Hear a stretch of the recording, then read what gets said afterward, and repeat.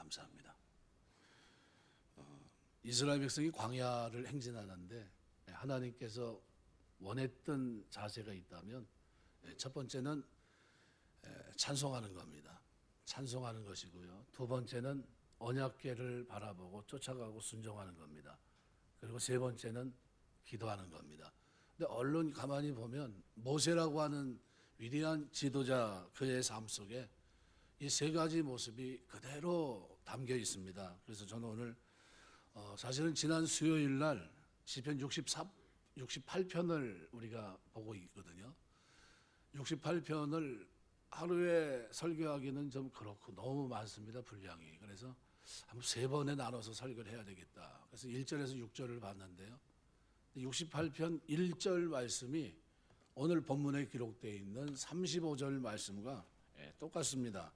무슨 얘기냐면 아람 암몬 연합군과의 전쟁을 하는데 다윗이 그때 인용한 말씀이 오늘 본문의 말씀입니다. 그래서 하나님이 일어나시니 원수들은 흩어지고 주를 미워하는 자들은 주 앞에 도망하리이다. 연기가 불려가듯 그들은 몰아내소서. 불 앞에 미리동같이 악인이 하나님 앞에 망하게 하소서. 하나님 의인은 기뻐하고 하나님 앞에 뛰놀며 기뻐하고 즐거워할지어다. 이 내용이거든요. 그런데 그날 여러분 잘 아시는 대로 일기가 고르지 못해서 굉장히 비가 많이 왔어요. 우려했던 대로 저녁에 많은 분들이 못 오셨습니다. 그런데 이 35절 민수기 오늘 우리가 민수기 10장 35절 말씀에 그대로 그 내용을 담고 있거든요. 그 무슨 얘기냐면요. 모세가 광야길을 갈 때 하나님 앞에 기도했던 거를 누가 인용하는 겁니까? 다윗이 인용하고 있어요. 하나님 모세가 은혜를 받은 거를 나에게도 은혜를 베풀어 달라는 겁니다. 그때 일어나셔서 광야에서 앞서 행하신 것처럼 이번에도 일어나셔서 앞서 행해 달라는 거예요. 그 내용을 이렇게 보니까 너무 저는 은혜가 되는데 들을 분들은 아무도 없고 그래서 안 되겠다. 주일날 다시 해야 되겠다. 68편은 계속 그대로 가는 거고 오늘은 이 앞부분 민수기 말씀을 가지고 생각하면서 은혜를 나누려고 합니다. 광야 생활에서 1년의 시내산의 생활이 끝났습니다. 이제 약속의 땅을 향해서 이제 나가야 돼요. 그런데 하나님이 12지파를 이제 넷으로 쪼개가지고 이제 나가게 하셨는데요. 그럼 얼른 생각하면 장자가 맨 앞에 서야 될 거 아니에요. 그런데 그렇게 하지 않고요. 유다 지파를 맨 앞에 세웁니다. 이스라엘 행군의 맨 앞에 쓴 지파가 유다 지파인데 오늘 민수기 10장 14절에 보면 선두로 유다 자손의 진영의 군기에 속한 자들이 그들의 진영별로 행진하였으니 유다 군대는 암미나답의 아들 나손에 이끌었고 그러면서 맨 앞에 유다 지파가 서요. 여러분 성경의 창세기를 읽다 보면요. 제일 재밌는 사람을 얘기 따지면 야곱입니다.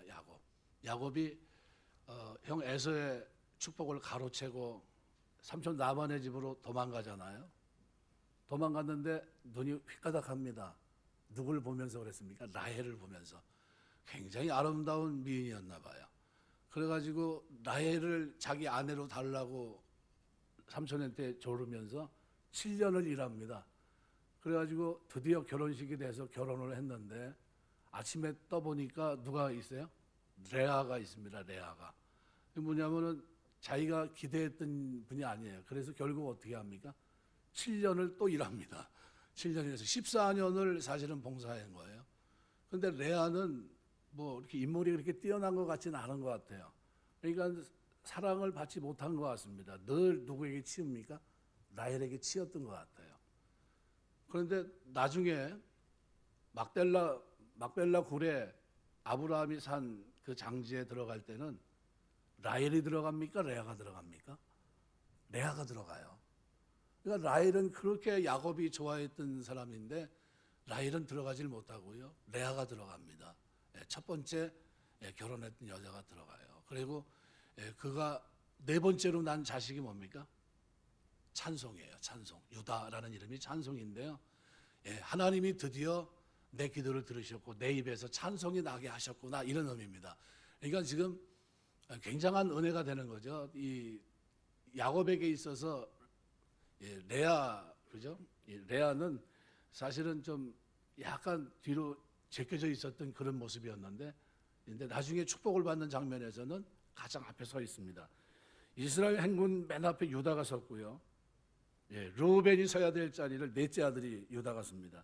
창세기 49장 8절에 축복하는 장면을 보면요, 유다야 너는 내 형제의 찬송이 될지라 한 그대로요 찬송이 됩니다. 그러니까 유다가 이 찬양을 뜻하는데, 이사야 43장 21절 말씀대로 하나님 우리를 창조한 게 뭡니까? 하나님 찬송하게 하기 위함입니다.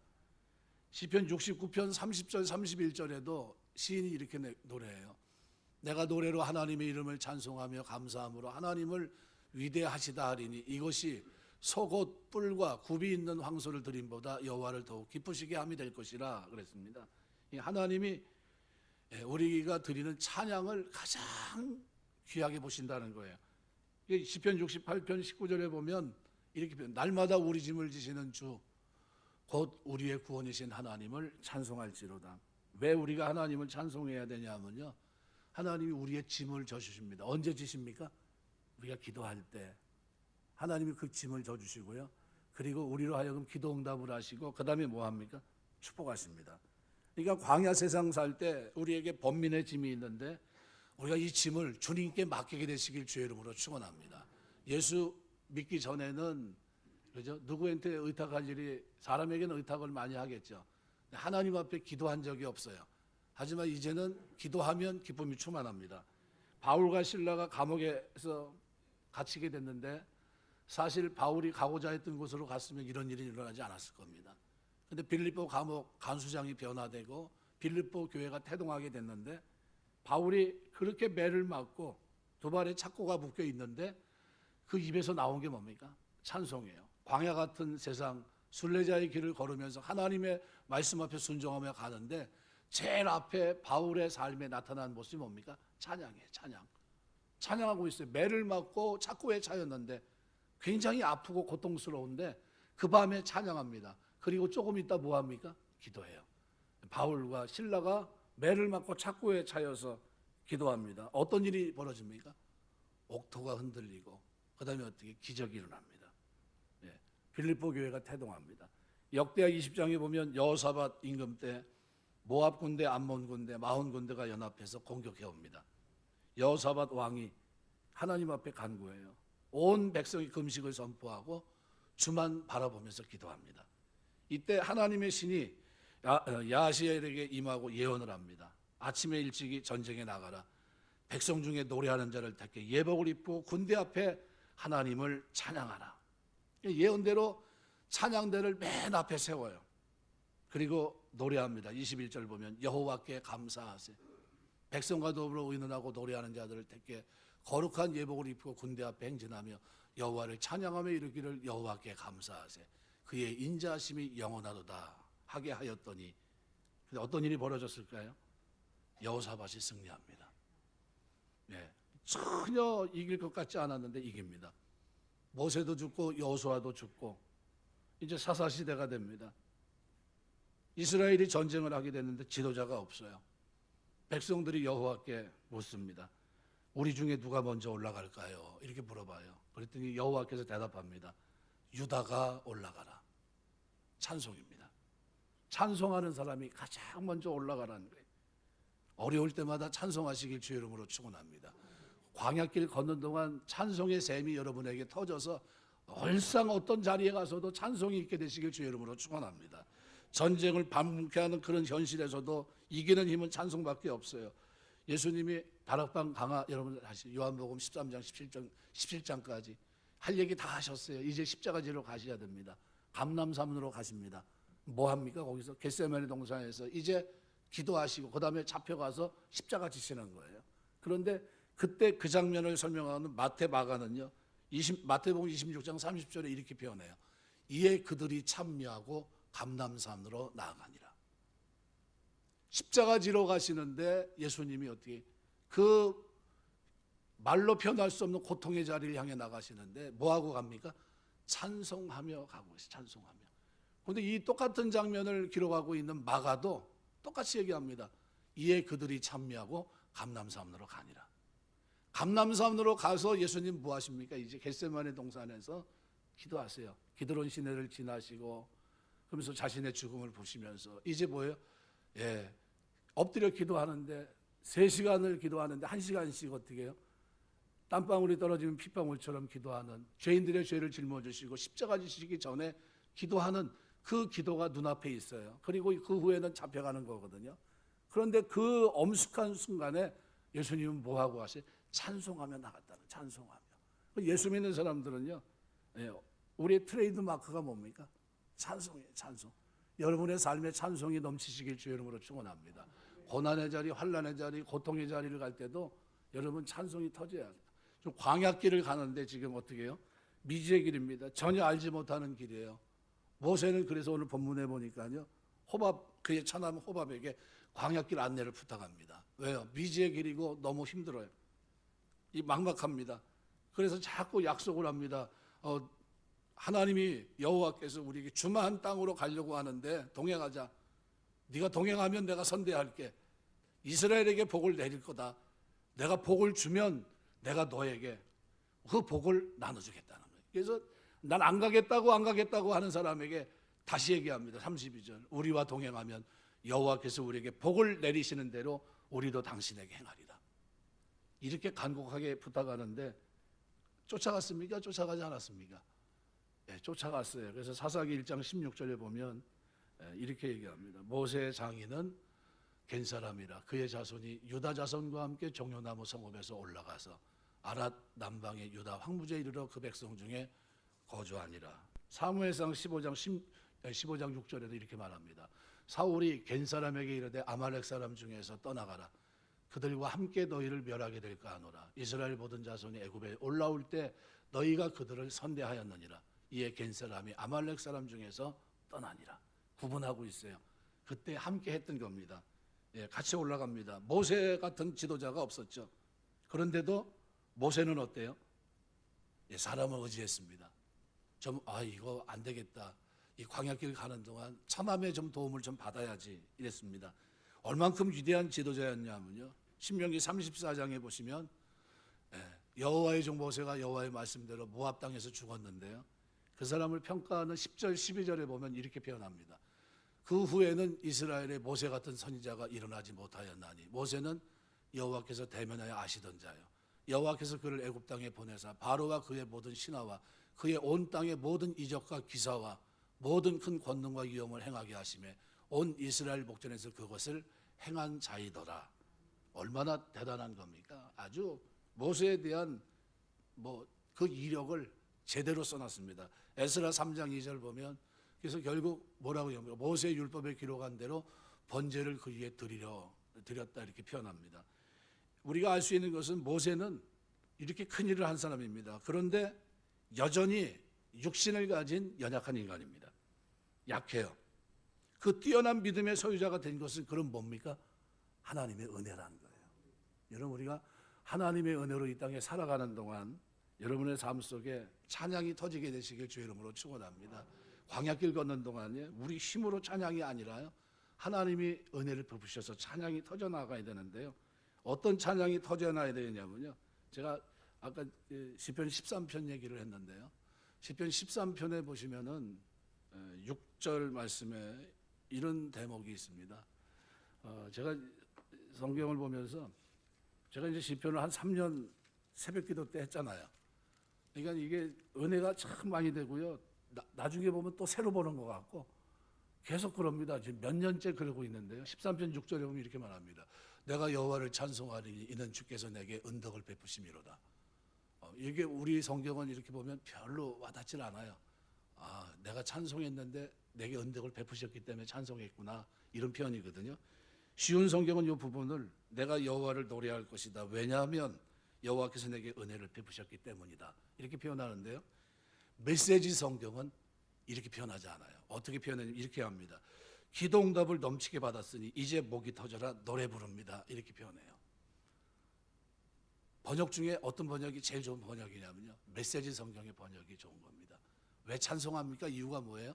내가 기도한 것을 하나님이 어떻게 해요? 넘치도록 기도응답을 받았기 때문에 내가 목소리를 터져라 노래 부른다는 거예요. 여러분, 우리 신앙생활 하면서 여러분에게 이런 찬양이 터져지는 것이 주의 이름으로 축원합니다. 샘이 팍 터져 나가야 되는데 이유가 뭡니까?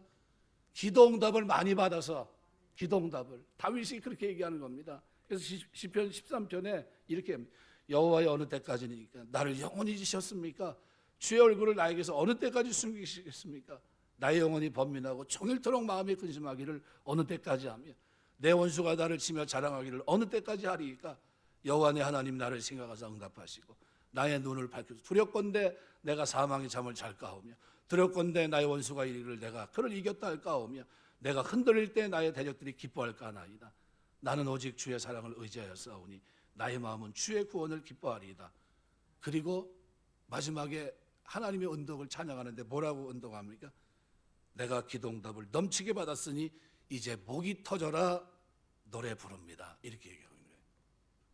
여러분 우리 신앙생활하면서 찬송이 왜 터집니까?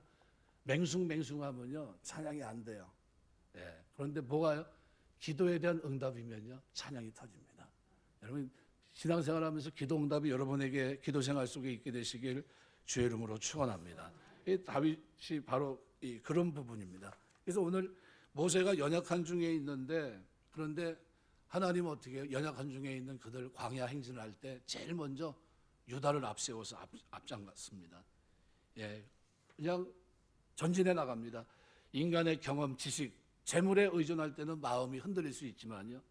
하나님 의지하고 행할 때는 하나님이 함께 하실 줄 믿습니다. 반드시 승리하게 하세요. 모세가 함께하면서 행한 수많은 예를 보시면서 우리는 하나님보다 호밥을 의지하고 살아가려고 호밥에게 간청할 때가 얼마나 많은가 한번 생각해 보세요.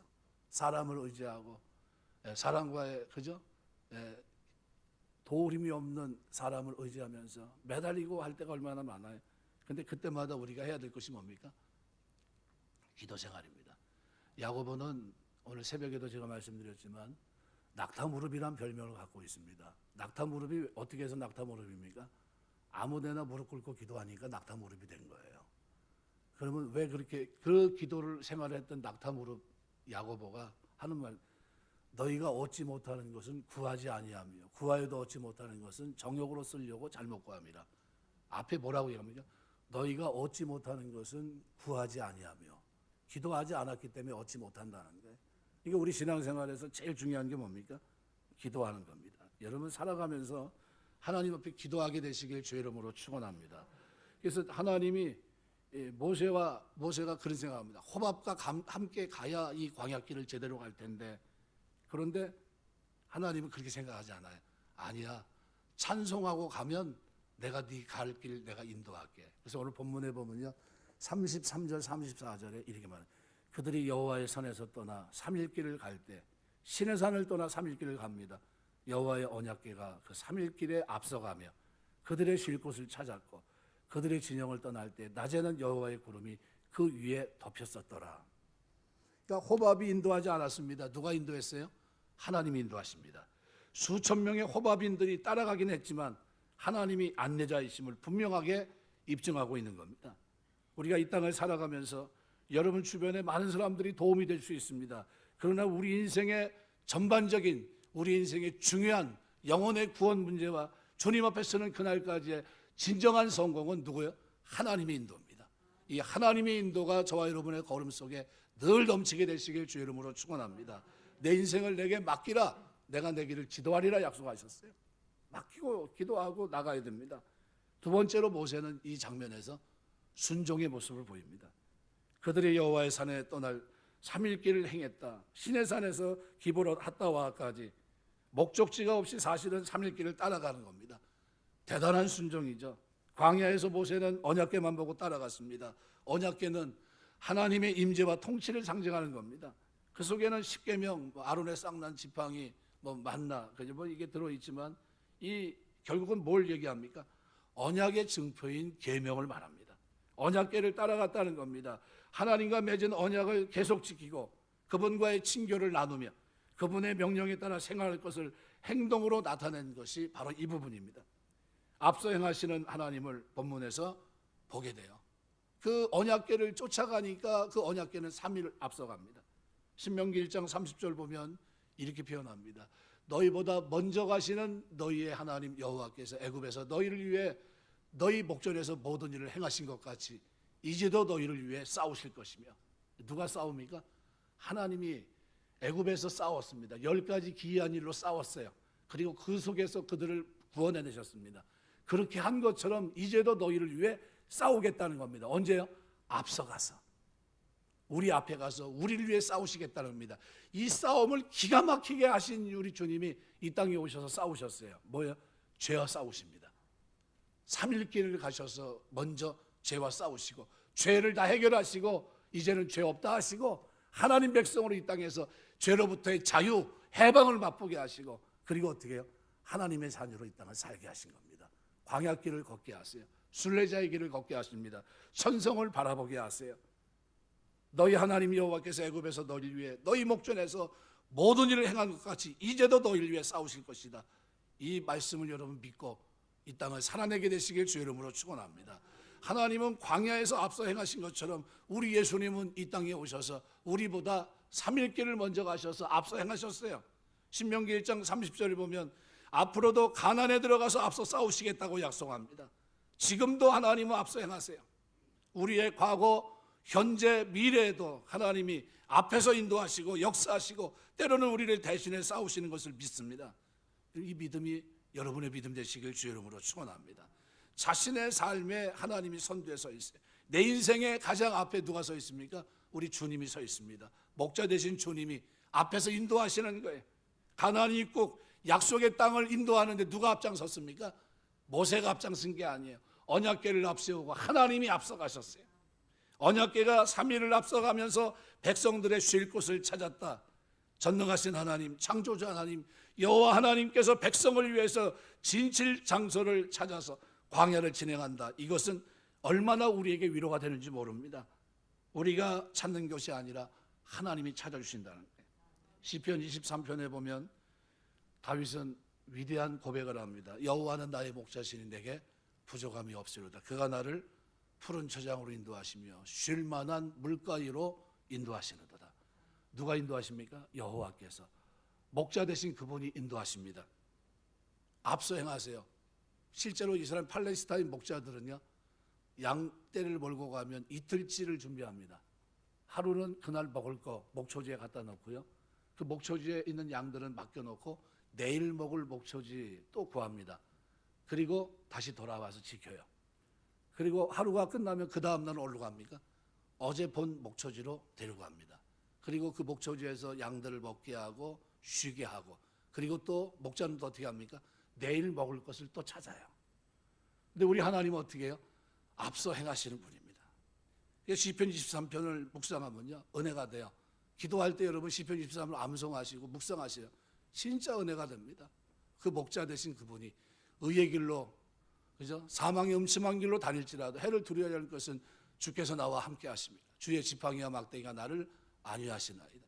주께서 내 원수의 목전에서 내게 상을 베푸시고 기름으로 내 머리에 바르셨으니 내 잔이 넘치나이다. 나의 평생의 선하심과 인자하심이 정녕 나를 따르니 내가 여호와의 집에 영원히 거하리로다. 평생의 선하심과 인자하심이 정녕 나를 쫓으리니라는 거예요. 군사용어입니다. 추격하는 걸 말해요. 내가 아니라 누가 쫓아와요?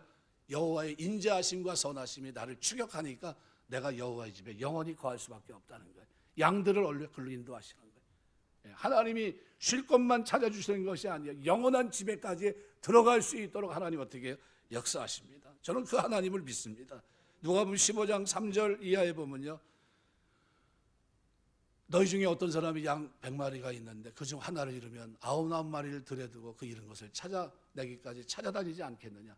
찾은 즉 어떻게 합니까? 어깨 메고 들러오면서 기뻐하고요, 그죠? 절대 잊어버릴 수 없는 양에 대한 가치를, 그 누가복음 15장에서는 드라크마 비유, 양의 비유, 그 다음에 잃어버린 아들의 비유를 통해서 설명합니다. 잃어버릴 수 없다는 게 끝까지 찾고 그 다음에 어떻게 합니까? 인도하십니다. 이게 사랑입니다. 주님은 나의 선한 목자예요. 한번 따라서 하시죠. 주님은 나의 선한 목자시다. 예, 믿습니까?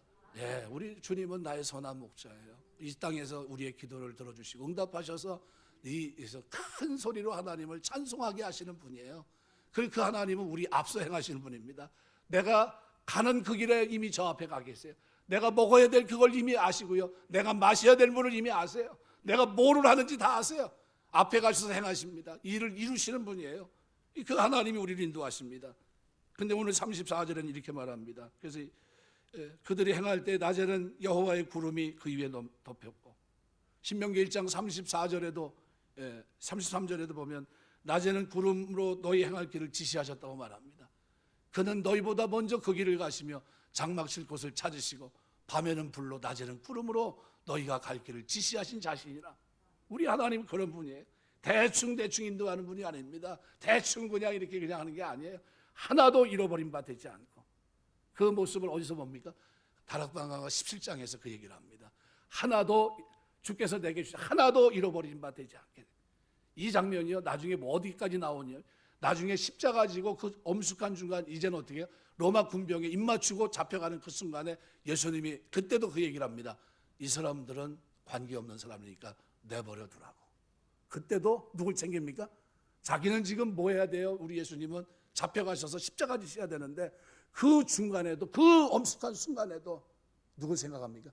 제자들, 자기 양들을 돌아보세요. 저들은 건들지 말라는 거예요. 저들은 아무 상관이 없으니까. 이게 우리 주님입니다. 출애굽기 14장 19절 20절에도 너무나 많은 이스라엘 진압해 가던 하나님의 사자가 그들의 뒤로 옮겨가며 구름 기둥도 앞에서 그 뒤로 옮겨 애굽진과 이스라엘 진 사이에 이르러 서니 저쪽에는 구름과 흑암이 있고 이쪽에는 밤이 밝음으로 밤새도록 저쪽이 이쪽에 가까이 못하였더라. 하나님이 인도하시는데요, 어떻게 해요? 기가 막힐 정도로 구름 기둥 불 기둥이 이스라엘 백성을 지켜줍니다. 이 구름 기둥 불 기둥은 우리가 천국에 갈 때까지 이 광야의 길에서 우리의 안내자가 될 줄 믿습니다. 성령 하나님이 우리를 그렇게 인도하시는 거예요. 네, 성령 하나님께서 우리가 하나님의 인도를 믿게 되시길 주의 이름으로 축원합니다. 말씀 순종하고 하나님께서 우리가 그 길을 걸어가며 묵묵히 나아가면 하나님은 우리의 길을 인도하십니다. 언제까지요? 전 천국에 갈 때까지예요. 그죠? 푸른 초장 쉴 만한 물가로 인도하시고 그게 끝이 아니에요. 어디까지요? 여호와의 집에 영원히 거하리로다. 그때까지 인도하세요. 사망의 음침한 골짜기로 다닐 때도 인도하시고 원수의 목전에 있을 때도 인도하시고 그 속에서 잔을 둘 수 있도록 축복하시는 거 다 누가 하십니까? 하나님이 하시는 게 하나님이. 그러니까 우리 믿는 사람들은요 기도하는 거예요. 근데 찬송이 다윗이 왜 찬송했다고요? 너무 많은 나의 기도에 응답하셨기 때문에 내가 목소리를 높여 하나님을 찬송합니다. 이게 시편 13편 6절의 고백이에요. 너무나 번역을 너무나 멋있게 해놨어요. 잊혀지지가 않아요. 너무나 감사한 모습이에요. 그래서 모세는 그러면 어떻게 됐을까요? 처음에는 호밥을 의지했었지만요, 하나님의 삼일길 인도하는 중에 앞서가 행하시면서 인도하시고 보호하시고 지키시고 역사하시는 그 하나님을 경험하게 되니까요, 그러니까 달라집니다. 여기 일어나라는 이 표현은 무슨 표현이라고 그랬습니까?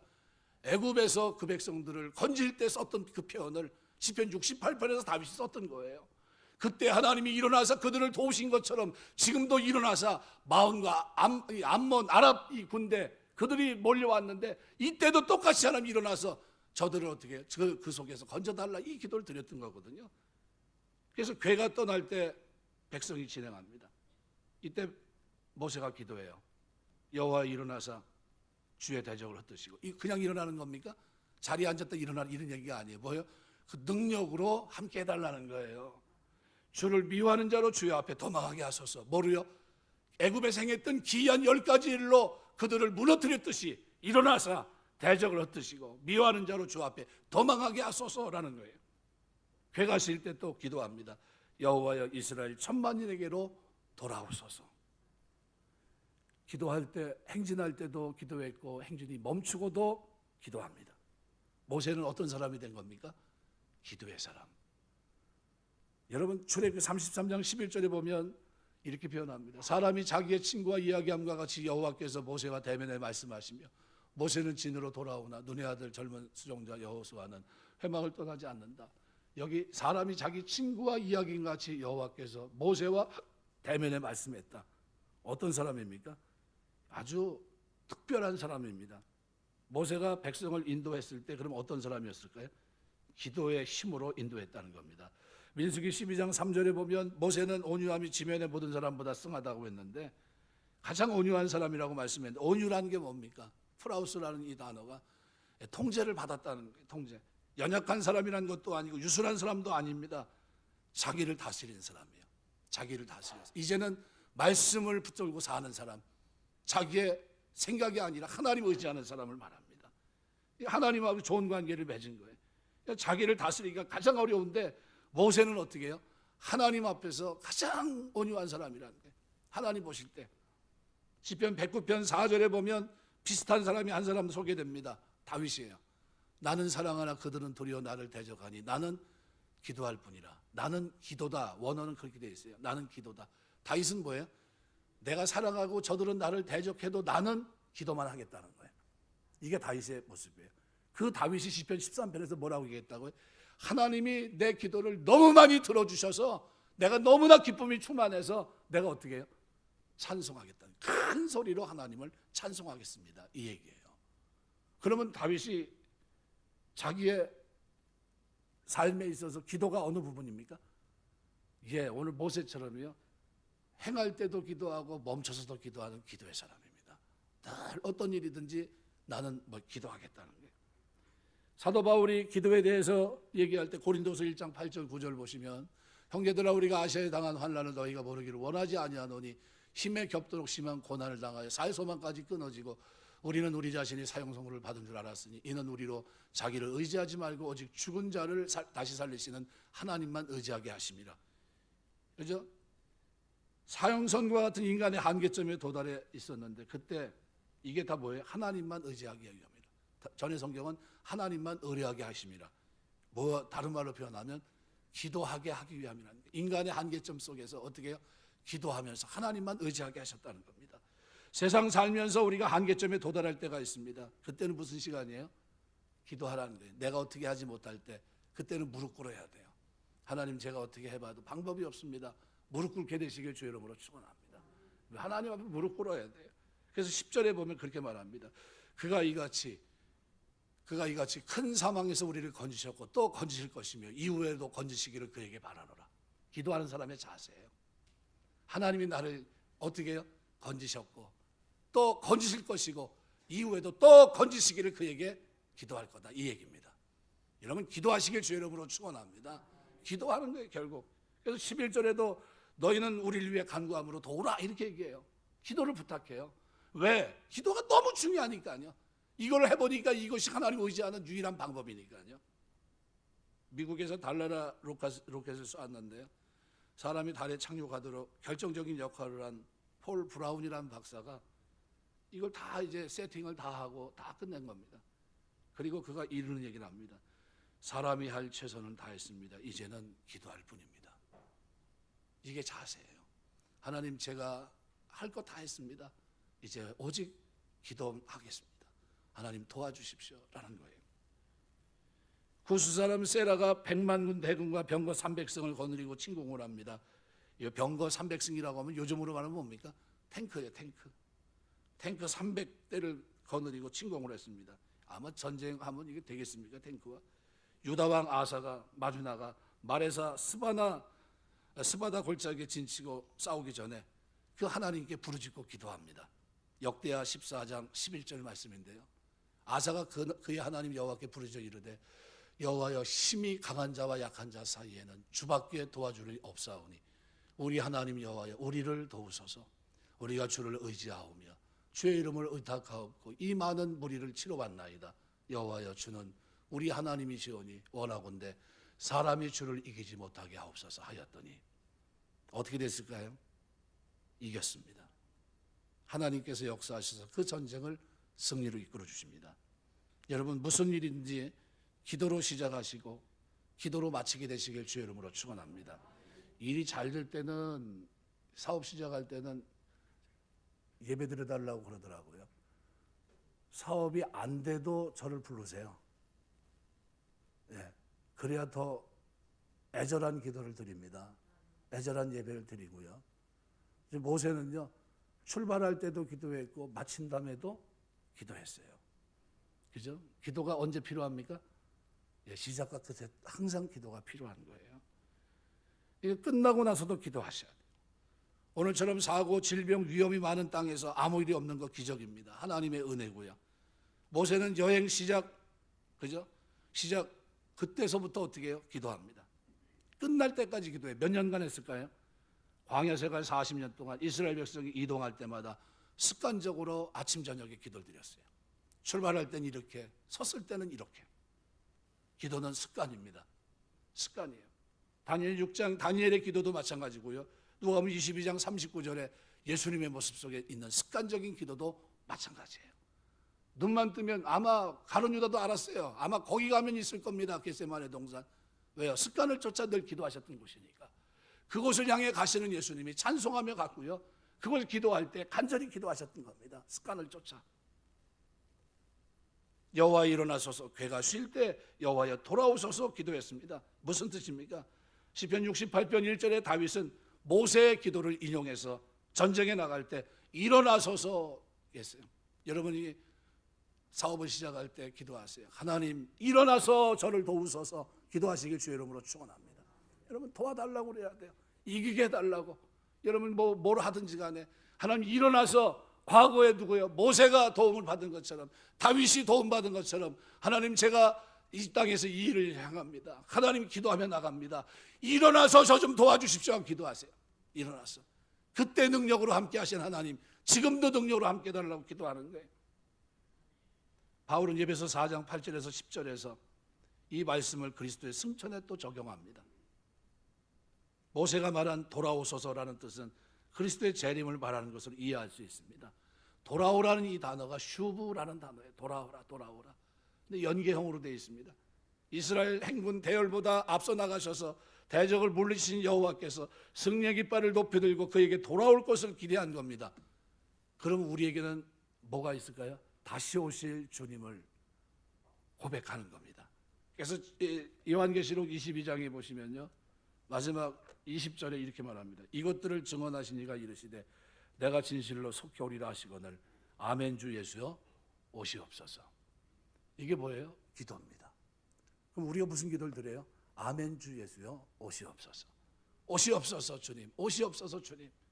우리가 하루 일상을 살아가면서요, 아침에는 부활의 소망을 가지고 하루를 시작합니다. 저녁에는 주님의 재림을 기다리면서 안식을 누리고 삽니다. 아침에는 죄와 사망의 권세를 이기신 부활의 주님이 우리의 하루를 주장하셔서 승리하게 하실 것이고, 저녁에는 주님이 다시 오셔서 철정의 권세로 사망의 모든 세력을 다 파괴시키고 평화의 나라를 주실 그날을 기다리면서 안식하는 겁니다. 이게 돌아오소서라는 개념이에요. 말씀 맺겠습니다. 신앙생활의 세 면을 광야 행진 속에서 볼 수 있습니다. 찬양하는 대열이 맨 앞에 있고요, 말씀을 붙잡고 걷는 성도들이 있고요, 법궤 앞에 순종하는 그들의 모습뿐만 아니라요, 하나님의 일어나심을 기대하며 돌아오기를 소망하는 모세의 기도가 그 속에 한 번도 쉼이 없이 그대로 진행되고 있어요. 그러면 우리가 예수를 믿고 하나님의 백성이 되는 동안 우리가 많은 기도를 드려야 돼요. 피터 데네카라는 사람이 쓴 많은 기도 많은 능력이라는 책이 있어요. 지금 절판돼서 나오질 않습니다. 그분이 강조하는 건 많은 기도는 많은 능력을 가져온다는 거예요. 우리가 신앙생활하면서 다윗이 하나님 앞에 많은 기도를 드렸어요. 그리고 다윗이 그렇게 고백합니다. 기도응답을 넘치게 받았으니 이제 목이 터지라 노래 부릅니다. 이 고백이 우리의 고백이 돼야 돼요. 이것이 신앙생활입니다. 목이 터져라 하나님 앞에 노래 부를 수 있는 이 조건은 여러분의 기도에 달려 있어요. 어떻게 기도해야 됩니까? 시작에도 기도고요, 끝나도 기도하는 겁니다.